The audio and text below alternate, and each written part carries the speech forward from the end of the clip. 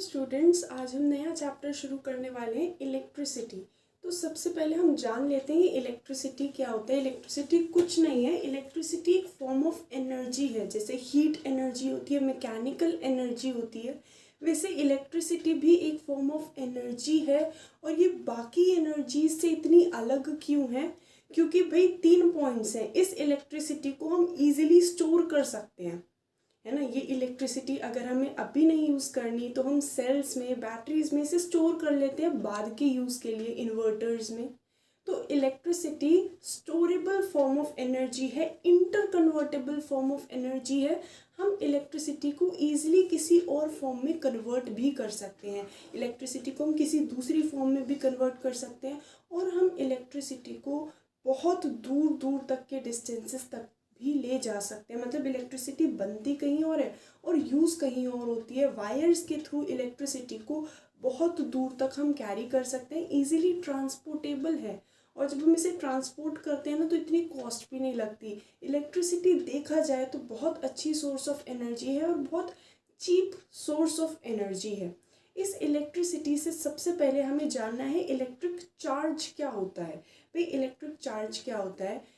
हमने सुना है कि जब एक एटम क्या होता है, एक एटम होली न्यूट्रल होता है। एक एटम तो पूरा का पूरा न्यूट्रल होता है। अब वो न्यूट्रल क्यों है? एक एटम हमारा न्यूट्रल क्यों है? क्योंकि जितने उसके पास प्रोटॉन्स हैं उतने ही उसके पास इलेक्ट्रॉन्स हैं, तो वो न्यूट्रल होता है। लेकिन जब हम दो सब्सटेंसेस को एक दूसरे के साथ रब करते हैं, जब हम दो सब्सटेंसेस को रब करते हैं ना, तो कुछ इलेक्ट्रॉन्स एक सब्सटेंस से निकलकर दूसरे सब्सटेंस पर पहुंच जाते हैं। एक सब्सटेंस से निकल जाएंगे इलेक्ट्रॉन्स और दूसरे सब्सटेंस पर पहुंच जाएंगे। तो जब इलेक्ट्रॉन्स बाहर वाले शेल्स में घूम रहे होते हैं ना, तो वो एक सब्सटेंस से निकलकर दूसरे सब्सटेंस पर पहुंच जाते हैं। जहाँ से वो निकलते हैं वहाँ पॉजिटिव चार्ज, वहाँ इलेक्ट्रॉन्स की डेफिशिएंसी की वजह से पॉजिटिव चार्ज क्रिएट हो जाता है। और जहाँ इलेक्ट्रॉन्स पहुँच जाते हैं वहाँ एक्सेस ऑफ इलेक्ट्रॉन्स की वजह से नेगेटिव चार्ज क्रिएट हो जाता है। और अब हम इन पॉजिटिव नेगेटिव को जब आसपास रखेंगे तो ये एक दूसरे को अट्रैक्ट करने की कोशिश करेंगे और तब तक अट्रैक्ट करेंगे जब तक कि एक दूसरे के पास नहीं आ जाते, और पास आने के बाद एक दूसरे को न्यूट्रल नहीं कर देते। ठीक है, तो जब हम दो एटम्स को रब करते हैं, कुछ इलेक्ट्रॉन्स एक सब्सटेंस से निकलकर दूसरे सब्सटेंस में पहुंच जाते हैं। जहाँ डेफिशिएंसी ऑफ इलेक्ट्रॉन क्रिएट हुआ है, डेफिशिएंसी ऑफ इलेक्ट्रॉन, वहाँ ऑटोमेटिकली पॉजिटिव चार्ज क्रिएट हो जाता है। और जहाँ एक्सेस ऑफ इलेक्ट्रॉन्स है वहाँ नेगेटिव चार्ज क्रिएट हो जाता है। तो बेसिकली ये जो हम चार्ज कह रहे हैं, ये चार्ज है क्या? चार्ज ना, अब देखो ये दो सब्सटेंसेस एक दूसरे को अट्रैक्ट कर पा रहे हैं।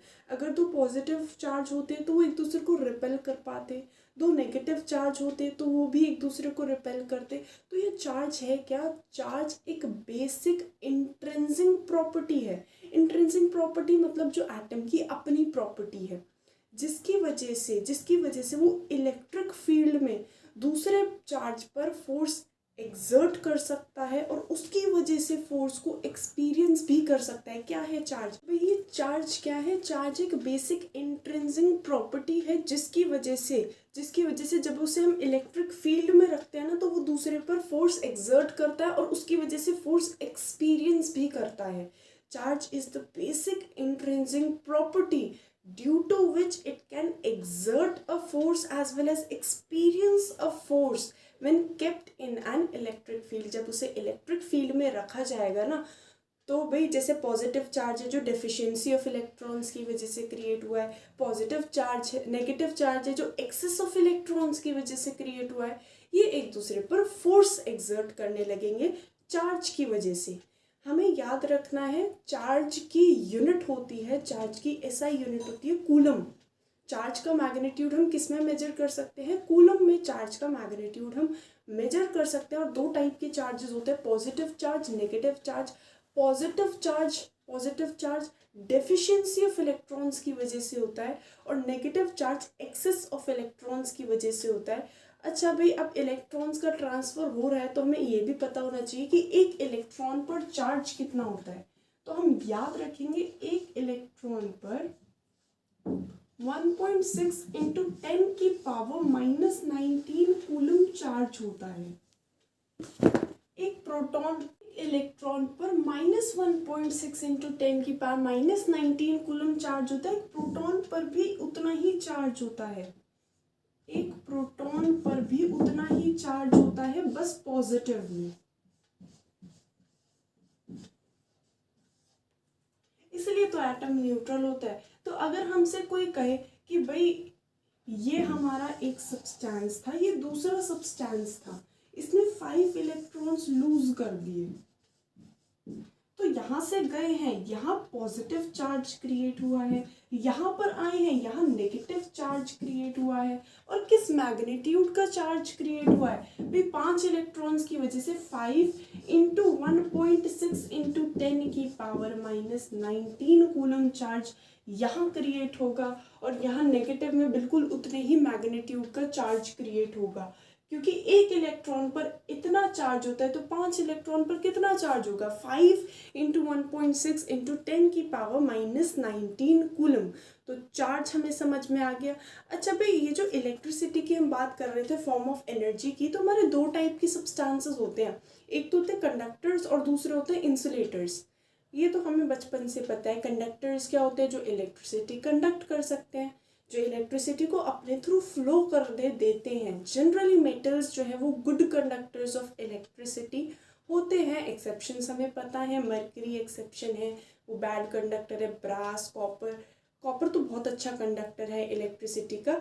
और नॉन मेटल्स जनरली क्या होते हैं, इंसुलेटर्स होते हैं। लेकिन एक हमारा ग्रेफाइट है, graphite good conductor of electricity में आता है।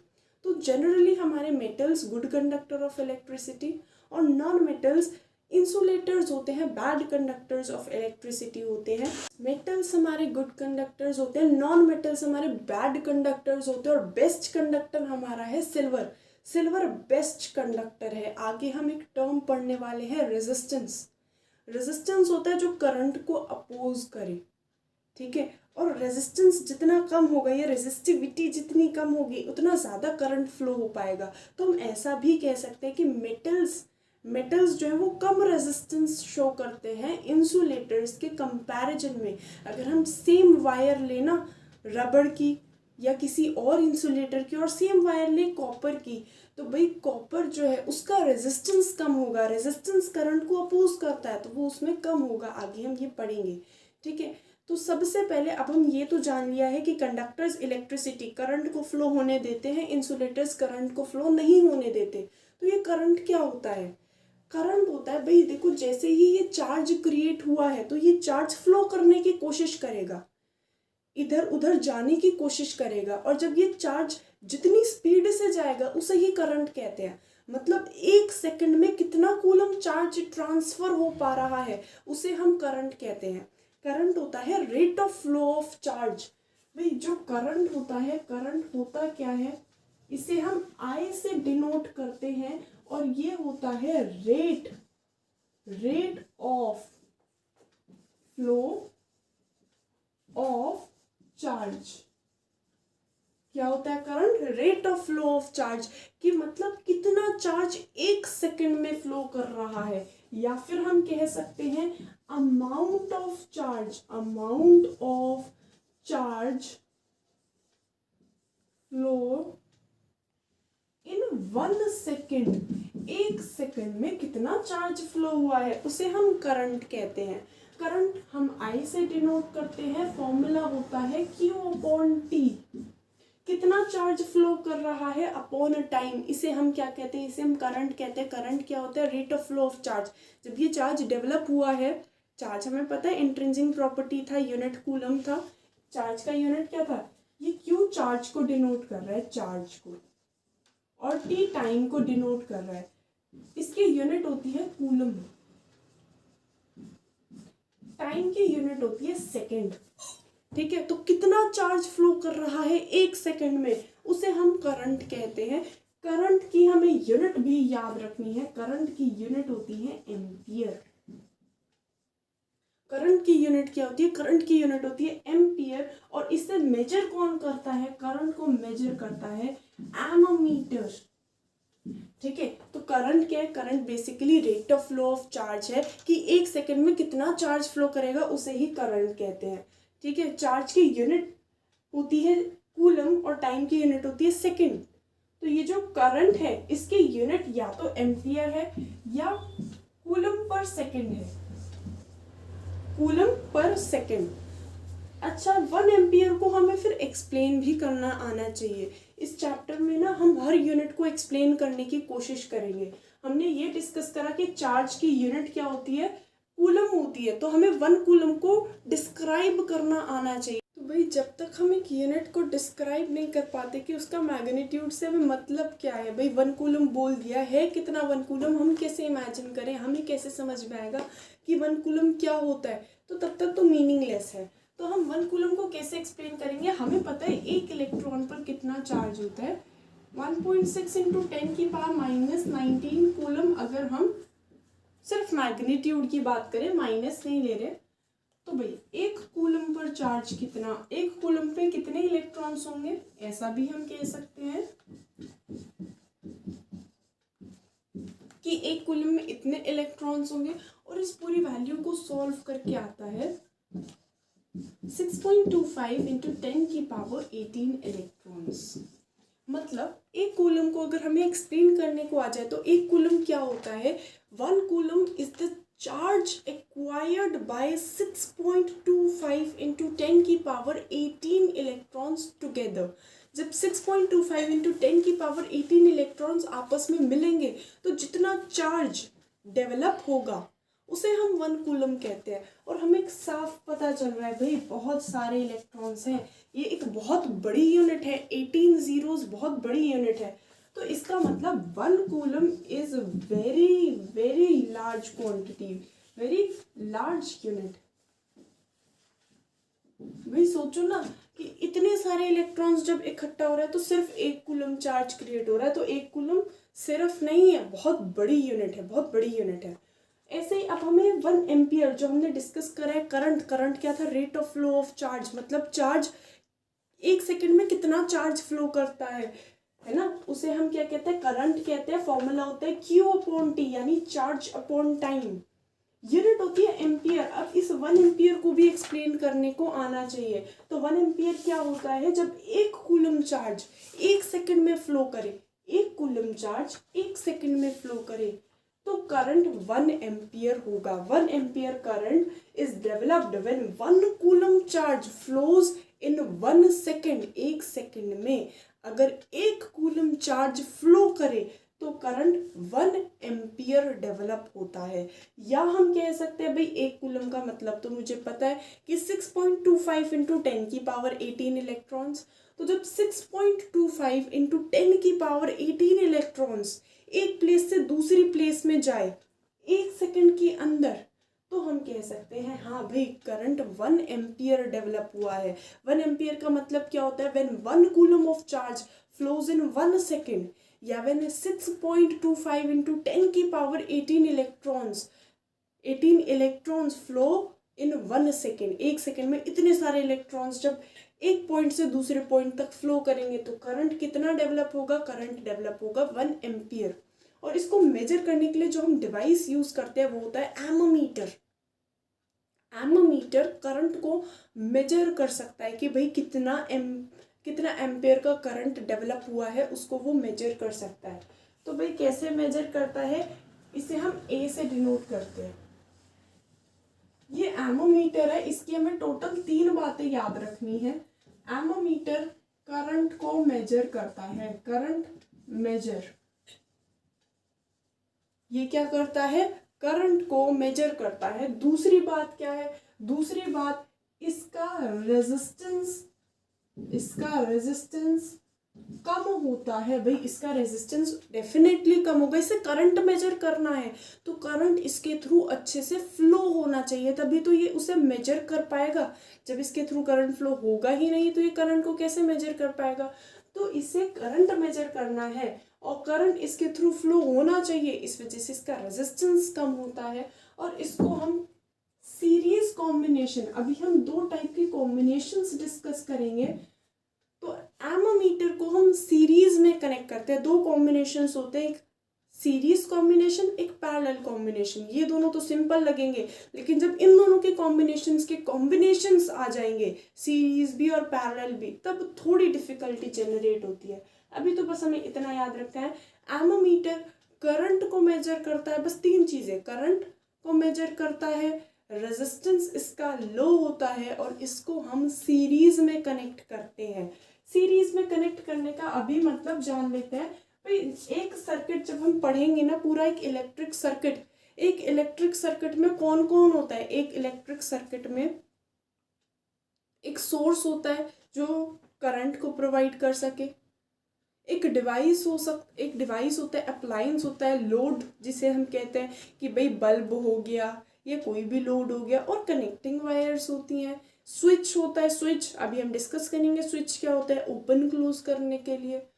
तो जब इन सबको हम सीरीज में कनेक्ट करते हैं, सिर्फ एक चीज पैरेलल में कनेक्ट होती है, वो है वोल्ट मीटर। अभी हम आगे पढ़ेंगे, वोल्ट मीटर को पैरेलल में कनेक्ट करते हैं, बाकी सब सीरीज में। सीरीज में मतलब क्या होता है, एक के बाद एक सब कनेक्ट होते चले जाते हैं कनेक्टिंग वायर्स में, जबकि वोल्ट मीटर के लिए हमें अलग से एक वायर निकालनी पड़ती है और उसे हम पैरेलल में कनेक्ट करते हैं। अभी हम डायग्राम से समझेंगे कैसे होता है। तो अभी बस हम इतना याद रखते हैं, करंट क्या होता है, rate of flow of charge, इसकी यूनिट होती है एम्पियर, और इसको मेजर करने वाला डिवाइस होता है एमोमीटर। एमोमीटर का रेजिस्टेंस कम होता है और हम इसे सीरीज में कनेक्ट करते हैं। तो भाई करंट को एमोमीटर मेजर करता है। अब हम जान लेते हैं सर्किट में एक इम्पोर्टेंट जो डिवाइस होता है, सेल या फिर बैटरी, जिसे हम कहते हैं सोर्स। हम ऐसे रिप्रेजेंट करते हैं एक सेल को, ये जो बड़ी लाइन है ये पॉजिटिव टर्मिनल, और ये जो छोटी लाइन है ये नेगेटिव टर्मिनल को रिप्रेजेंट करती है। ऐसा कुछ दिखता है हमारा सेल। सेल में बहुत सारी चीजें होती है। अगर हम सेल को डिस्कस करें ना, तो ये जो सेल होता है, 2 टाइप के सेल्स होते हैं वैसे तो हमारे, एक प्राइमरी सेल और एक सेकेंडरी सेल। सेल का बेसिक काम क्या होता है, इसके अंदर केमिकल एनर्जी स्टोर होती है। तो जब ये यूज हो रहा होता है ना, ये अपनी केमिकल एनर्जी को एक्सपेंड करता है इलेक्ट्रिसिटी प्रोड्यूस करने के लिए। ये सेल एक ऐसा डिवाइस है जो अपनी अंदर की केमिकल एनर्जी को यूज करता है इलेक्ट्रिसिटी को प्रोड्यूस करने के लिए। इसमें बेसिकली क्या क्या होता है, इसमें अगर हम कभी सेल को तोड़ के देखें तो उसके अंदर पता है 2 तो मेटल की प्लेटें दिखेंगी जो कैथोड और एनोड बनाती हैं, 2 इलेक्ट्रोड्स दिखेंगी, और काले रंग का एक लिक्विड दिखेगा जिसे हम कहते हैं इलेक्ट्रोलाइट। इलेक्ट्रोलाइट के अंदर ना 2 इलेक्ट्रोड्स डिप होंगे। सेल का हम स्ट्रक्चर डिटेल में डिस्कस करेंगे। इसके अंदर का internal resistance, terminal potential difference, electromotive force, ये सब भी हम डिस्कस करेंगे। अभी बस हम इतना जान लेते हैं कि सेल कैसा डिवाइस है। सेल एक ऐसा डिवाइस है जो अपनी केमिकल एनर्जी को यूज करता है इलेक्ट्रिसिटी को प्रोड्यूस करने के लिए। लेकिन इलेक्ट्रिसिटी या करंट था क्या? करंट था rate of flow of charge, मतलब जितना चार्ज फ्लो करेगा 1 सेकेंड में उसे ही हम करंट कहते थे।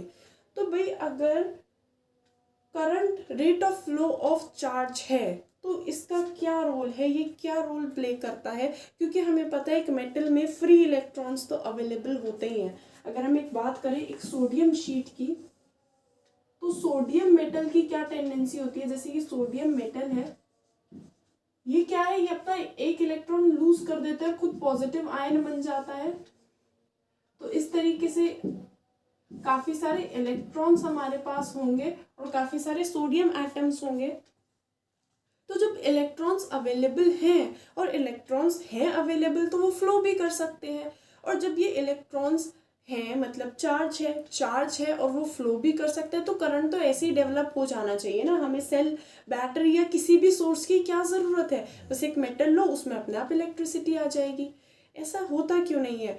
क्यों भाई ये इलेक्ट्रॉन्स फ्लो नहीं कर पाते? ये इलेक्ट्रॉन्स फ्लो करते तो हैं लेकिन रैंडमली किसी भी डायरेक्शन में फ्लो करते हैं, इनकी कोई एक सीधी डायरेक्शन नहीं होती। लेकिन जैसे ही हम इसमें एक सेल कनेक्ट करते हैं तो सेल क्या करता है, एक टर्मिनल को पॉजिटिव सा बना देता है, एक टर्मिनल को नेगेटिव सा बना देता है, और सारे इलेक्ट्रॉन्स क्या है, पॉजिटिव की तरफ आते हैं, नेगेटिव से दूर भागते हैं। तो सबकी डायरेक्शन एक ही हो जाती है और नेट फ्लो ऑफ करंट हो पाता है।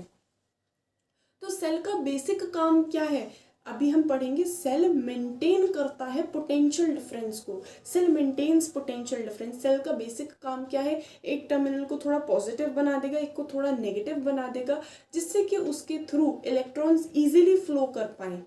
इलेक्ट्रॉन्स कहाँ से कहाँ फ्लो करेंगे भाई, इलेक्ट्रॉन्स जो है, इलेक्ट्रॉन्स तो फ्लो करेंगे कहाँ से कहाँ, इलेक्ट्रॉन्स जो है वो पॉजिटिव से तो दूर भागेंगे, पॉजिटिव की तो तरफ आएंगे, और नेगेटिव से दूर भागेंगे। खुद नेगेटिव चार्ज है ना, नेगेटिव चार्ज पॉजिटिव की तरफ आता है, नेगेटिव से दूर जाता है। जैसे अगर हमने क्रिएट करा और यहाँ पे हमने जब इसे सेल से कनेक्ट करा है ना, तो इसने क्या करा है, यहाँ पर पॉजिटिव चार्ज, यहाँ पर नेगेटिव चार्ज क्रिएट कर दिया। अब ये पॉजिटिव की तरफ आएंगे, नेगेटिव से दूर भागेंगे, तो सबकी डायरेक्शन कुछ ऐसी हो जाएगी, नेगेटिव से पॉजिटिव। इलेक्ट्रॉन्स कहाँ से कहाँ फ्लो करते हैं, नेगेटिव से पॉजिटिव। इलेक्ट्रॉन्स नेगेटिव टर्मिनल से पॉजिटिव टर्मिनल में फ्लो करते हैं। और याद रखना, करंट की डायरेक्शन ऑफ इलेक्ट्रॉन से जस्ट ऑपोजिट होती है। करंट की डायरेक्शन जो है, करंट की डायरेक्शन जो है हम दो तरीके से डिफाइन कर सकते हैं। या तो जिस डायरेक्शन में इलेक्ट्रॉन्स मूव कर रहे हैं उसके जस्ट ऑपोजिट, या जिस डायरेक्शन में पॉजिटिव चार्ज जा रहा है वही डायरेक्शन।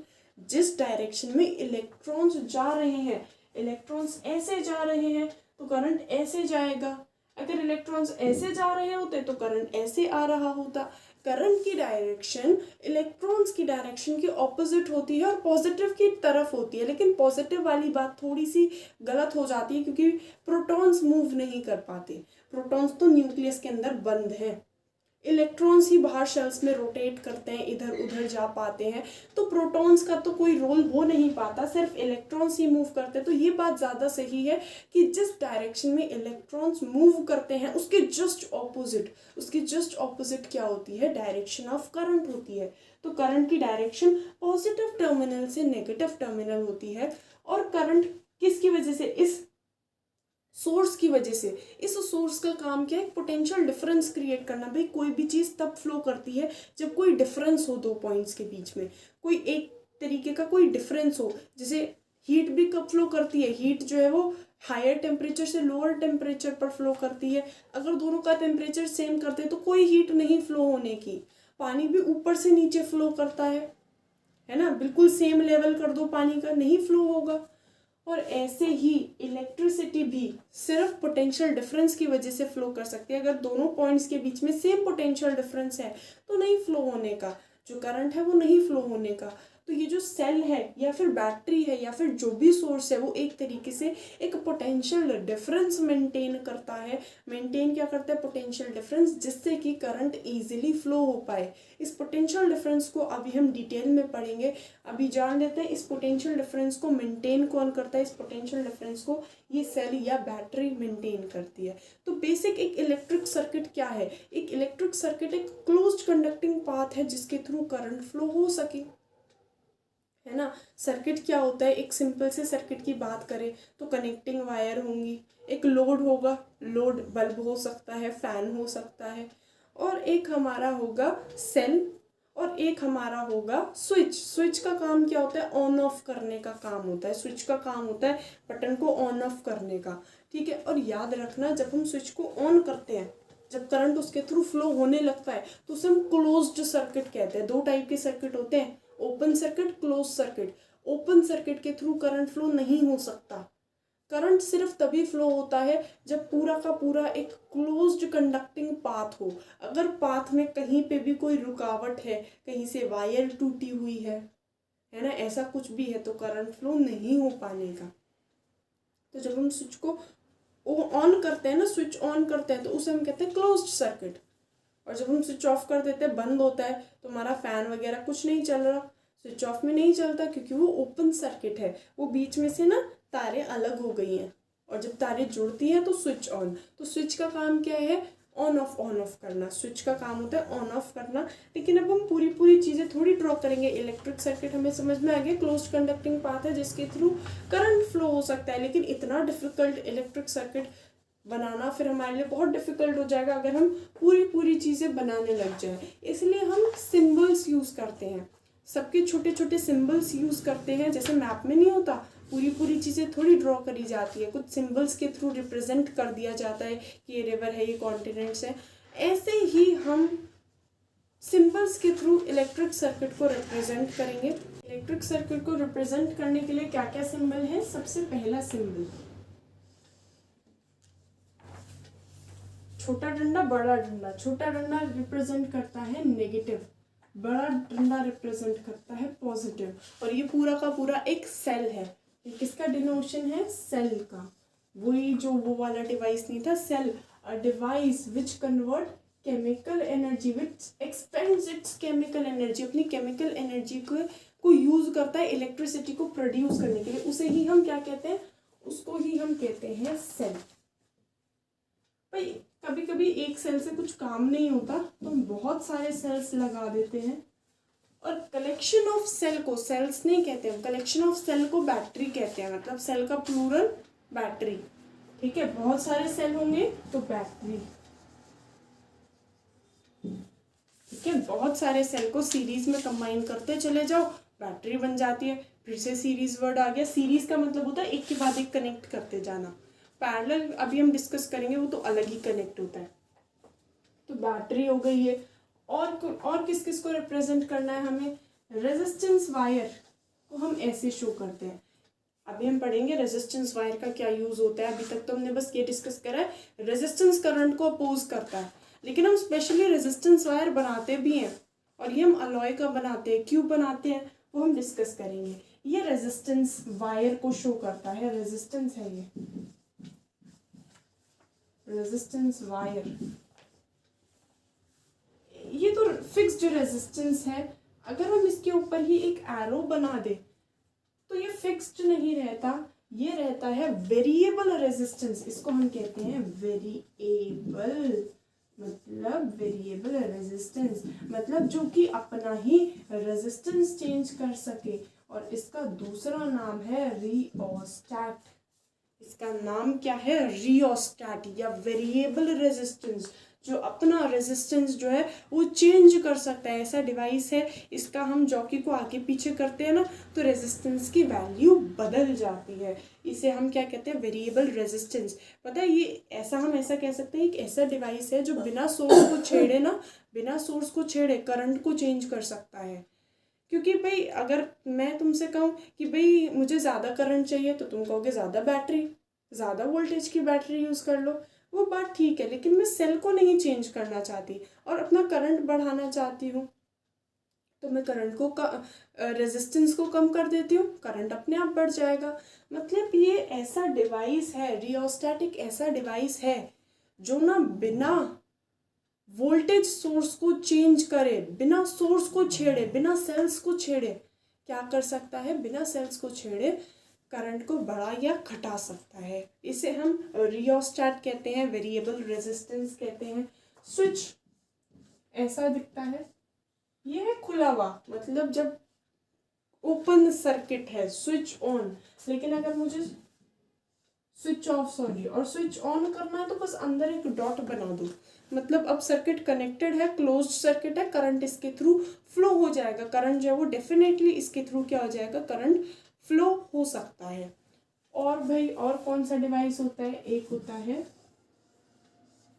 ये जो एम जैसा दिख रहा है ना, ये एक्चुअली हम बल्ब को रिप्रेजेंट करते हैं। ये एक टाइप का लोड है, बल्ब को रिप्रेजेंट करता है। ये एक्चुअली बल्ब का फिलामेंट दिखा रखा है। बल्ब का फिलामेंट एम शेप का होता है ना, तो वो दिखा रखा है। कनेक्टिंग वायर्स दिखानी हो, सीधी सीधी वायर्स लगा दो। अगर हमें ऐसा दिखाना हो कि दो वायर्स एक दूसरे से पास तो कर रही है लेकिन कनेक्टेड नहीं है, वायर एक के ऊपर एक है लेकिन एक दूसरे से जुड़ी हुई नहीं है, तो बस ऐसे दिखा दो। ठीक है। और कनेक्टिंग वायर्स तो हमें ऐसे ही दिखती हैं। वायर्स हम पता है किसका बनाते हैं? वायर्स हम कंडक्टर का बनाते हैं और उसके ऊपर इंसुलेटर लगा देते हैं। वायर्स हम कंडक्टर का क्यों बनाते हैं? क्योंकि करंट फ्लो होना चाहिए। उसके ऊपर इंसुलेटर क्यों डालते हैं फिर? ताकि बाहर वाला जो है ना, बाहर से जो करंट को वायर को टच करे उसे करंट ना लग जाए, तो बाहर से हम उसे इंसुलेट भी कर देते हैं रबड़ से या कोई और इंसुलेटर से। ब्लैक कलर का जो हमें दिखता है वायर के ऊपर, और अंदर कॉपर की वायर होती है। और हमने डिस्कस करा बेस्ट कंडक्टर होता है सिल्वर, तो सिल्वर क्यों नहीं यूज करते? बेस्ट कंडक्टर तो सिल्वर होता है, सिल्वर क्यों नहीं यूज करते फिर? क्योंकि सिल्वर जो है वो बहुत एक्सपेंसिव है ना, तो इसलिए नहीं यूज़ करते। नहीं तो बेस्ट कंडक्टर तो सिल्वर है, उसके बाद कॉपर है, कॉपर को यूज़ कर लेते हैं क्योंकि वो इतना एक्सपेंसिव भी नहीं है और अच्छा खासा मेटल है, अच्छा खासा कंडक्टर भी है।